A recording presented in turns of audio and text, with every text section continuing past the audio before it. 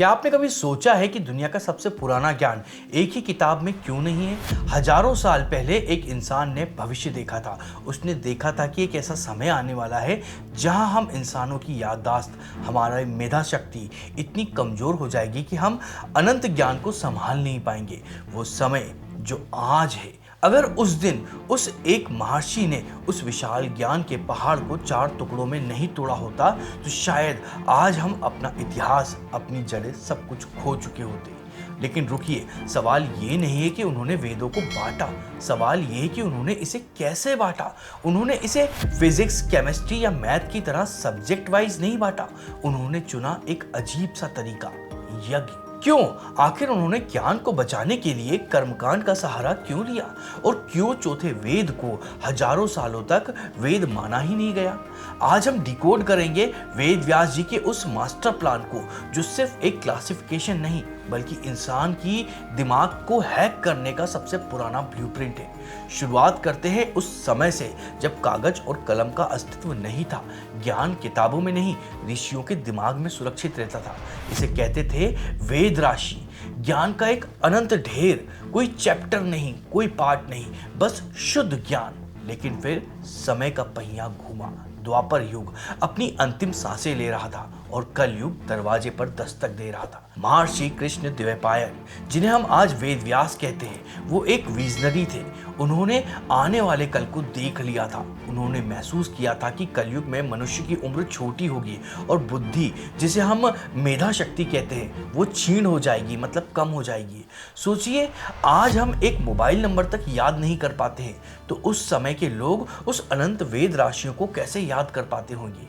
एक बहुत बड़ा खतरा था, ज्ञान के हमेशा के लिए विलुप्त हो जाने का खतरा। व्यास जी के सामने 2 रास्ते थे। या तो वो हाथ पर हाथ धरे बैठे रहे और इस धरोहर को मिटते हुए देखते रहे, या फिर वो कुछ ऐसा करें जो आज तक किसी ने नहीं किया था। उन्होंने फैसला किया एडिटिंग का, इतिहास का सबसे बड़ा एडिट। लेकिन यहाँ एक पैच था। अगर आपको आज पूरी दुनिया का ज्ञान 4 किताबों में बांटना हो तो आप क्या करेंगे?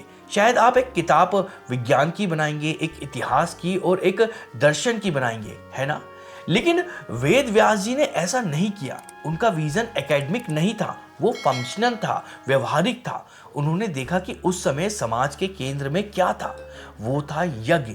लोग ज्ञान को सिर्फ पढ़ते नहीं थे, उसे जीते थे यज्ञ के माध्यम से। उन्होंने अपनी स्ट्रेटेजी बदली। उन्होंने सोचा, अगर इस ज्ञान को जिंदा रखना है तो इसे लोगों की दिनचर्या से जोड़ना होगा। इसे उपयोग के लायक, मतलब एप्लीकेशन के आधार पर बांटना होगा। यही वो क्रांतिकारी विचार था जिसने एक वेद को 4 धाराओं में बदल दिया। लेकिन यह इतना सीधा नहीं था। जब उन्होंने ये बंटवारा किया तो उन्होंने सिर्फ पन्नों को अलग नहीं किया, उन्होंने असल में एक परफेक्ट सिस्टम डिजाइन किया था। एक ऐसा सिस्टम जिसे समझने के लिए हमें उस समय के यज्ञ को समझना होगा, क्योंकि उनके इस बंटवारे में एक वेद ऐसा भी था जिसे बाकी 3 वेद से अलग थलग कर दिया गया था, एक आउटसाइड मान लिया गया था। आखिर व्यास जी के दिमाग में चल क्या रहा था? उन्होंने 3 वेदों को एक तरफ और चौथे वेद को बिल्कुल अलग क्यों रखा? वेद व्यास जी का मास्टर प्लान समझने के लिए हमें अपनी मॉडर्न सोच से थोड़ा सा थोड़ी देर के लिए उसे साइड में रखना पड़ेगा। आज हम वेद को एक किताब समझते हैं जिसे लाइब्रेरी में पढ़ा जाता है, लेकिन उस दौर में वेद एक इवेंट था, एक क्रिया थी। इस बात को आप बहुत ध्यान से समझिएगा, तभी आपको आगे की बातें समझ में आएंगी। व्यास जी ने देखा कि किसी भी बड़े यज्ञ को सफल बनाने के लिए 4 तरह के एक्सपर्ट की जरूरत होती थी। बिल्कुल वैसे ही जैसे आज एक फिल्म बनाने के लिए राइटर, डायरेक्टर, म्यूजिक कंपोजर और प्रोड्यूसर लगते हैं। तो उन्होंने उस एक वेद को इन 4 एक्सपर्ट के काम, मतलब फंक्शन के हिसाब से बांट दिया। पहला पिलर ऋग्वेद। यज्ञ में सबसे पहला क्या चाहिए? शब्दों की ताकत, देवताओं को बुलाने के लिए स्तुति या प्रार्थना। व्यास जी ने सारी ऋचाओं को अलग किया और ऋग्वेद बनाया। ये होता पुरोहित के लिए था, यानी जो देवताओं का आह्वान करेंगे उन्हें होता कहा जाता है। फिर दूसरा पिलर था सामवेद। सिर्फ शब्दों से बात नहीं बनती है, उसमें भाव, लय और संगीत चाहिए, वाइब्रेशन चाहिए। तो ऋचाओं को जब संगीत में पिरोया गया तो वो बना सामवेद। ये उद्दाता पुरोहित के लिए था, यानी जो म्यूजिशियन थे, जो माहौल बनाएंगे, जो देवताओं को रिझाएंगे। और तीसरा पिलर था यजुर्वेद। अब स्क्रिप्ट है, म्यूजिक है, लेकिन मुख्य काम कौन करेगा? आहुति कौन डालेगा? विधि विधान कौन देखेगा?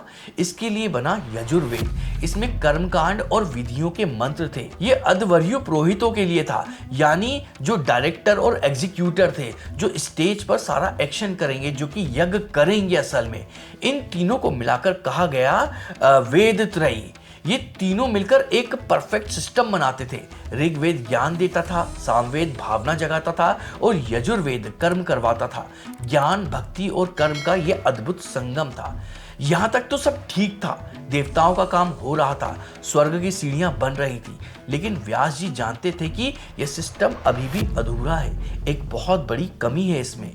अगर यज्ञ करते समय कोई गलती हो जाए, अगर मंत्र का उच्चारण गलत हो जाए, या फिर अगर यज्ञ करने वाले यजमान पर कोई मुसीबत आ जाए, कोई बीमारी आ जाए, या कोई दुश्मन हमला कर दे, ये तीनों वेद मतलब ऋग्वेद, सामवेद और यजुर्वेद, ये तो सिर्फ देवताओं की बात कर रहे हैं। इंसान की सुरक्षा की इसमें कहीं कोई बात नहीं कही गई है। यहीं पर एंट्री होती है उस चौथे पिलर की, जिसे लंबे समय तक ऋषियों ने वेद मानने से ही इनकार कर दिया था। जो वेद इस पूरी व्यवस्था का सुरक्षा कवच था, लेकिन उसे समाज ने काला जादू समझ लिया। वेद त्रयी यानी ऋग्वेद, यजुर्वेद और सामवेद, ये तीनों पवित्र माने जाते थे क्योंकि इनका सीधा कनेक्शन देवताओं और परलोक से था। लेकिन फिर आता है अथर्ववेद। इसे लेकर हमेशा से ही एक हिचकिचाहट रही है। कई विद्वान इसे वेद मानने को तैयार ही नहीं होते थे। उन्हें लगता था कि इसमें तो सिर्फ जादू टोना है, वशीकरण है, मारण मंत्र है, ऐसी चीजें हैं जो आध्यात्मिक नहीं है। इसे एक आउटसाइडर की तरह देखा गया, लेकिन सच कुछ और ही था। वेद व्यास जी ने इसे ब्रह्मा नाम के पुरोहित के लिए निर्धारित किया था। ब्रह्मा यज्ञ का सुपरवाइजर होता है। वो कुछ बोलता नहीं है, बस चुपचाप पूरे यज्ञ पर नजर रखता है। अगर बाकी तीनों मतलब होला, उद्वाता और अर्धवायु से कोई गलती होती है तो उसे सुधारने की जिम्मेदारी ब्रह्मा की होती है। सोचिए, जो इंसान गलतियां सुधार रहा है उसका ज्ञान कितना गहरा होना चाहिए। अथर्ववेद विरोधाभास नहीं था, बल्कि एक सुरक्षा कवच था, एक शील्ड था। जहां बाकी तीन वेद आपको स्वर्ग का रास्ता दिखा रहे थे, अथर्ववेद आपको धरती पर जिंदा रहने का तरीका सिखा रहा था।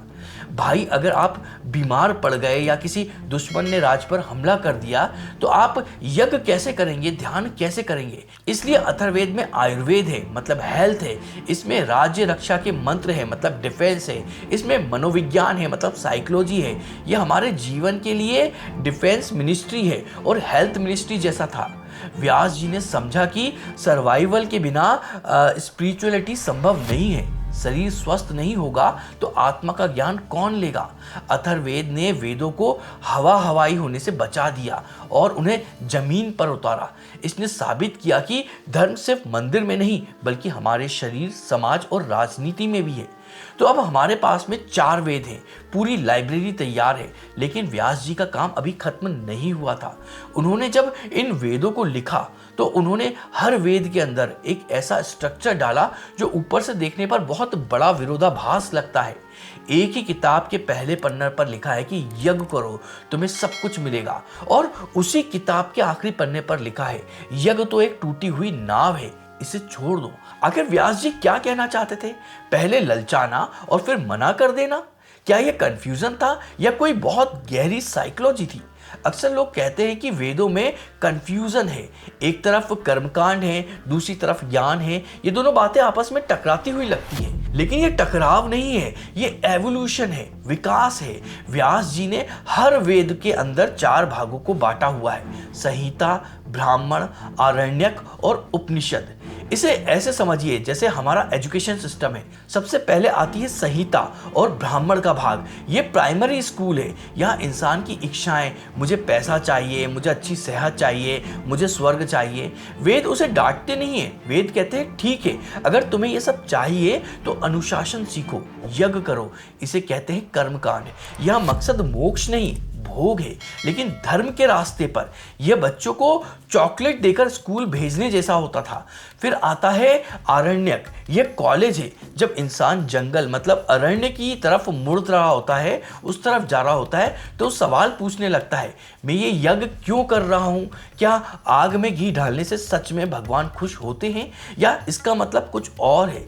यहाँ कर्म कम हो जाता है और विचार शुरू हो जाते हैं। और अंत में आता है उपनिषद, यह पीएचडी है, ज्ञान कांड। यहाँ वेद पलट जाते हैं। जो वेद पहले कह रहे थे कि यज्ञ करो, अब वही वेद कहते हैं कि ये सब रस्में हैं, ये सब कर्म कांड, ये सिर्फ शुरुआती हैं, असली लक्ष्य तो तुम खुद हो। अहम ब्रह्मास्मि। व्यास जी ने अधिकारी भेद का सिद्धांत अपनाया था। हर इंसान एक ही लेवल पर एक नहीं होता है। जो अभी भौतिक सुखों में फंसा हुआ है, उसे आप सीधे मोक्ष का ज्ञान नहीं दे सकते हैं, वो भाग जाएगा। और जो ज्ञानी हो चुका है, उसे आप यज्ञ में नहीं उलझा सकते हैं। यह विरोधाभास नहीं, बल्कि एक सीढ़ी है। पहली सीढ़ी कर्म है और आखिरी सीढ़ी ज्ञान है। आप पहली सीढ़ी को गलत नहीं कह सकते हैं, क्योंकि उसके बिना आप छत पर नहीं पहुंच सकते हैं, लेकिन आप पूरी जिंदगी सीढ़ी पर खड़े रहकर भी नहीं जी सकते हैं। हम आज भी वेद व्यास जी के बनाए हुए क्लासिफिकेशन को फॉलो करते हैं, लेकिन सवाल ये है कि क्या कोई और तरीका भी नहीं था? बिल्कुल था। आज के विद्वान शायद वेदों को विषय मतलब सब्जेक्ट के हिसाब से बांटते। देवताओं की स्तुति एक तरफ, इतिहास एक तरफ, दर्शन एक तरफ। यह एक बहुत ही अच्छी लाइब्रेरी बन जाती, पढ़ने में आसान होती, समझने में सरल होती, लेकिन उसमें एक चीज मर जाती, वो थी प्राण। अगर वेद सिर्फ किताब बनकर रह जाते तो वो केवल बुद्धि का विषय होते। वेद व्यास जी ने इसे प्रयोग मतलब एप्लीकेशन के आधार पर बांटा है। उन्होंने इसे यज्ञ से जोड़ा, जो उस समय की लाइफस्टाइल थी। इस वजह से वेद सिर्फ पढ़े नहीं गए, बल्कि जिए गए, उसको करा गया।